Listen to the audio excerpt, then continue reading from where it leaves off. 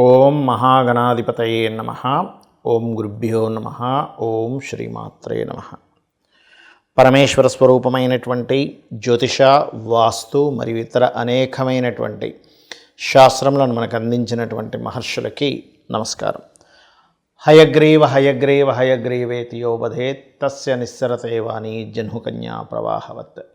అరుణాం కరుణాతరంగితాక్షీం ధృతపాశాంకుశపుష్పబాణచాపాం అనిమాదిభిరావృతాం మయూకైః అహమిత్యేవ విభావయే భవానీం. శ్రీమాత్రే నమః.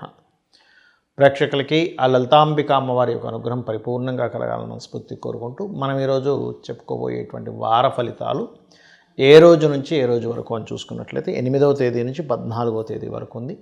అదేవిధంగా గ్రహస్థితి కనుక చూసుకున్నట్లయితే ఈ వారం చంద్రుడు కుంభరాశి నుంచి వృషభం వరకు అంటే 4 రాశులు సంచరిస్తాడు. అలాగే వృషభంలో గురువు, కర్కాటకంలో నీచబడ్డ కుజుడు, కన్యారాశిలో కేతువు, వృశ్చిక రాశిలో రవి బుధులు, మకరంలో శుక్రుడు, అదేవిధంగా ఈ చంద్రుడు శనితో కలిసి ఉన్నాడు. మీనంలో మనకి రాహు యొక్క సంచారం జరుగుతుంది. ఈ యొక్క గ్రహస్థితిని అనుసరించి 12 లగ్నాల వారికి, లగ్నం తెలియని వారు రాశి నుంచి చూసుకోండి, ఎందుకంటే లగ్నమే ప్రధానం అన్నిటికంటే కూడా వారికి. మరియు అదేవిధంగా వారికి ఎటువంటి విషయాల్లో బాగా కలిసి రానుంది, ఏ విషయాల పట్ల కించిత్ జాగ్రత్తగా ఉండాలి, మరియు అదేవిధంగా ఏ దేవతా ఆరాధన, ఏ దానం చేయడము, ఇటువంటి పరిహార మార్గాలు చేసుకున్నట్లయితే రావాల్సినటువంటి ఇబ్బంది రాకుండా ఉంటుంది అనేటువంటి విషయాల్ని చెప్తుంది. నేనైనప్పటికీ కూడా చెప్పిస్తుంది సాక్షాత్ లలిత అమ్మవారిగా భావిస్తూ ఒక్కొక్క లగ్నం గురించి మనం తెలుసుకుందాం.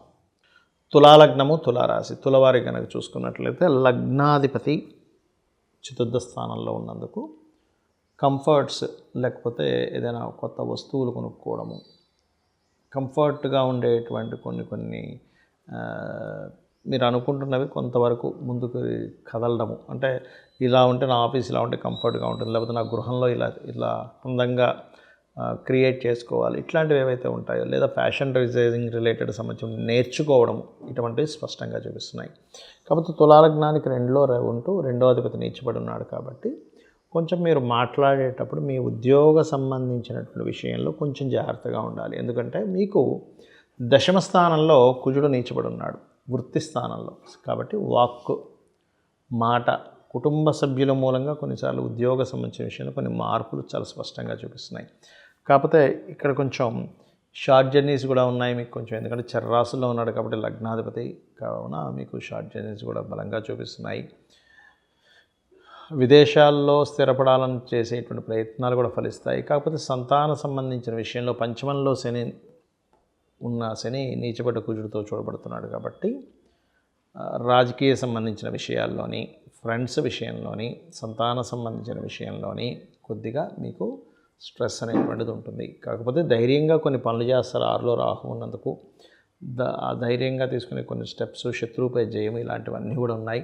కాకపోతే మీకు ఇక్కడ ఈ సప్తమాధిపతి అవుతున్నాడు కుజుడు. సప్తమాధిపతి అయి నీచబడి పంచమంలో ఉన్న శనిని చూస్తున్నాడు. కాబట్టి ఎవరినైనా ఇష్టపడి వివాహం చేసుకుందామని అనుకునేటువంటి ప్రయత్నం ఏదైతే ఉందో అది కొంచెం చాలా స్ట్రెస్ఫుల్గా వెళ్తుంది. అంటే ఈజీగా ఉండదు. కొంచెం వాళ్ళు ఏదో రివర్స్ అవ్వడం, మీరేదో అనడం, మాట్లాడడం, లేకపోతే ఇంట్లో వాళ్ళు దానికి ఇన్వాల్వ్ అయ్యి ఒప్పుకోకపోవడము, ఇట్లాంటివి కొంచెం మీరు చూస్తారని చెప్పచ్చు. వ్యాపారాలకి బాగానే ఉందని చెప్పుకోవచ్చు. కాకపోతే ఇన్వెస్ట్మెంట్ చేసేటప్పుడు కాస్త గణపతిని తలుచుకొని ఇన్వెస్ట్మెంట్ చేయండి. కాళికాదేవి యొక్క ఆరాధన, శని కుజ గ్రహాల దగ్గర దీపారాధన, గోవుకి బెల్లము, క్యారెట్స్ తినిపించండి, అన్ని విధాలు బాగుంటుంది. చాలామందికి ఏంటంటే జాతకం చూపించుకోవడం కానివ్వండి, లేదా వాస్తు చూపించుకోవడం కానివ్వండి, అది కొన్ని సంశయాలు ఉన్నాయి. ఏంటంటే అసలు జాతకం చూపించుకున్నప్పుడు అసలు ఏం తెలుస్తుంది, వాస్తు చూపించుకున్నప్పుడు ఏం తెలుసుకుంటాము అని. ఒకటే గుర్తుపెట్టుకోండి. ముందు వాస్తు గురించి చెప్తాను. వాస్తు అనగానే చాలామందికి ఉన్నటువంటి అపోహ ఏమిటంటే చూపించగానే వాస్తు పండితులు వస్తారు, ఇది కూల్చేయండి, అది కూల్చేయండి అంటారు, మొత్తం పాడైపోతుందేమో అనుకుంటాం. అలా కాదు. ఎక్కడా కూడా మొత్తం కూల్చేయాల్సిన అవసరం ఏమీ ఉండదు, గుర్తుపెట్టుకోండి. కేవలం వాస్తు అంటే కేవలం నిర్మాణం మాత్రమే కాదు, కానీ కొన్ని సందర్భాల్లో మాత్రం తీయవలసి వస్తుంది. కొన్ని ఎప్పుడు అంటే చెప్తాను. ఈశాన్యంలో కనుక లెట్రిన్ బాత్రూమ్స్ ఉంటే ఖచ్చితంగా తీసేయాలి అక్కడ. ఎందుకు అంటే ఈశాన్యే దేవతా గృహ అని చెప్పడం జరిగింది. కాబట్టి ఈశాన్య భాగంలో ఉండేటువంటి బాత్రూమ్స్ ఉంటే ఖచ్చితంగా తీయవలసిన పరిస్థితి వస్తుంది. మిగతా ప్రదేశాల్లో ఎటువంటి కట్టడాలు ఉన్నా దాన్ని చిన్న చిన్న మెటల్స్తోని కలర్స్తోని దాన్ని సరి చేసుకోవచ్చు. అయితే ఈ వాస్తు విషయంలో మొట్టమొదటిగా చాలామంది చేసే మిస్టేక్స్ ఏంటంటే వాళ్ళకి ఏ వర్గు అంటే ఏ direction, all directions is good, but మీకు ఏ డైరెక్షన్ పనికి వస్తుందో చూసుకోవాలి. అది ప్రధానంగా తూర్పా, పడమరా, ఉత్తరమా, దక్షిణమా అన్నీ మంచివే, కానీ మీకు ఏది పనికి వస్తుంది. ఎలా అయితే అన్ని గ్రూప్స్, అన్ని బ్లడ్ గ్రూప్స్ మంచివే, కానీ మనకి ఏ బ్లడ్ గ్రూప్ సరిపోతుందో ఆ బ్లడ్ని ఎలా ఎక్కించుకుంటారో ఇది కూడా అంతే. అదేవిధంగా పదము సరిగ్గా ఉందో లేదో చెక్ చేసుకోవాలి. ఈ పదం సరిగ్గా లేదండి వాస్తులో అంటే, పదము అంటే ఇంటి డోర్ పాయింట్ ఎక్కడుంది, ఆ డోర్ పాయింట్ సరిగ్గా లేకపోతే దాని గురించి ఏమీ పగలగొట్టేయాల్సిన అవసరం లేదు. చిన్న మెటల్తో సెట్ చేసి మనం డోర్ పాయింట్ కూడా సెట్ చేసుకోవచ్చు. అదేవిధంగా ఇంట్లో వేసుకునే రంగుల ప్రభావం కూడా ఉంటుంది. అదేవిధంగా ఇంట్లో పెట్టుకునే వస్తువుల యొక్క ప్రభావం కూడా ఉంటుంది. ఒక వస్తువు ఒక దగ్గర ఉన్నప్పుడు దాని ప్రభావం ఎక్కువగా ఉంటుంది. ఎందుకు అంటే ఇప్పుడు చూడండి, దక్షిణ నైరుత్యో మృదయే పురుషత్యాగ మందిరం అనేటువంటి ఉంది విశ్వకర్మ ప్రకాశిక అనేటువంటి గ్రంథంలో. అక్కడ తీసుకెళ్ళి మనం తెలియక ఏ మనీయో పెట్టామనుకోండి, వేస్ట్ అయిపోతుందిగా. ఎందుకంటే లెట్రిన్ బాత్రూమ్స్ కట్టుకునేటువంటి ప్రదేశం, అక్కడ ఉండే దేవత అసుర స్వరూపాలు వేరుగా ఉంటాయి. ఉత్తరే నిధి సంస్థం అని చెప్పారు. ఉత్తరంలో నిధులు పెట్టుకోవచ్చు, అంటే మనీ కానీ ఇవి పెట్టుకోవచ్చు. అలా అసలు ఏ వస్తువు ఎక్కడ పెట్టాలి, ఇంట్లో ఫ్రిడ్జ్ ఎక్కడ పెట్టాలి, వాల్ క్లాక్స్ ఎక్కడ పెట్టాలి, ఐరన్ బాక్స్ ఎక్కడ పెట్టాలి, ఇలా అనేకమైనటువంటివి, ఎక్కడ కూర్చొని తినాలి, ఇదంతా వాస్తు కిందకు వస్తుంది. ఓన్లీ కట్టడం మాత్రమే కాకుండా మరొక విషయం ఏంటంటే, బ్రహ్మస్థానంలో కనుక పిల్లర్ వస్తే అది కూడా కొంత డేంజర్. అది కూడా అలాంటి సమయాల్లో కూడా కొంచెం ఆ ఇల్లు మారడం లాంటివి చేయాల్సి వస్తుంది. ఇక్కడ ఒక సందేహం ఏంటంటే, చాలామందికి వాస్తు అనగానే కేవలం అద్దె ఇల్లుకే వర్తిస్తుందా, సొంత ఇల్లు కూడా వర్తిస్తుంది అంటే రెండిటికీ వర్తిస్తుంది. ఎందుకంటే అందులో మనం నివాసం ఉంటున్నాము. రెంట్కి కారు తీసుకుంటాం మనము. ఆ రెంట్కి కారు తీసుకుని వెళ్తే అది యాక్సిడెంట్ అయింది, అప్పుడు కారుకి దెబ్బ తగలడము, మనకు దెబ్బ తగలడం కూడా జరుగుతుంది కదా. అది కారు రెంట్ అయినా మనకు దెబ్బ తగులుతుంది, బైక్ రెంట్ అయినా మనకు దెబ్బ తగులుతుంది. ఏమంటే రెంట్కి తెచ్చుకున్నాను కదండి, నాకు తగలకూడదు కదా అనుకోవడానికి లేదు. ఇది కూడా అంతే, గుర్తుపెట్టుకోండి. అయితే ఇక్కడ వాస్తులో ఇవాళ రేపంతా అపార్ట్మెంట్ కల్చర్ వచ్చేసింది కాబట్టి ఈ అపార్ట్మెంట్లో ఉన్న వాళ్ళు కూడా వాస్తు, చాలామందికి సందేహం అపార్ట్మెంట్కి వర్తిస్తుందా లేదా అని. వాళ్ళ ఇండివిజువల్గా పనిచేస్తుంది. అపార్ట్మెంట్ బయట గోడలు ఎలా ఉన్న సంబంధం లేదు. ఎవరికి వాళ్ళ యొక్క ఏదైతే వాళ్ళ అపార్ట్మెంట్లో వాళ్ళకి సంబంధించిన ఏదైతే ప్లేస్ ఉంటుందో అంతవరకే చూసుకోవాలి, మిగతా అంతా కూడా అవసరం లేదు. అదంతా కూడా సామూహికంగా కొంత వస్తుంది. ఇక జ్యోతిష్శాస్త్రం సంబంధించినటువంటి విషయంలో పర్టికులర్గా జ్యోతి అంటే వెలుగు. మీరు జీవితంలో తీసుకునేటువంటి నిర్ణయాలు సరైనటువంటి నిర్ణయాలు తీసుకుంటున్నారా లేదా అనేటువంటి స్పష్టంగా చెప్పేది జ్యోతిష్శాస్త్రం.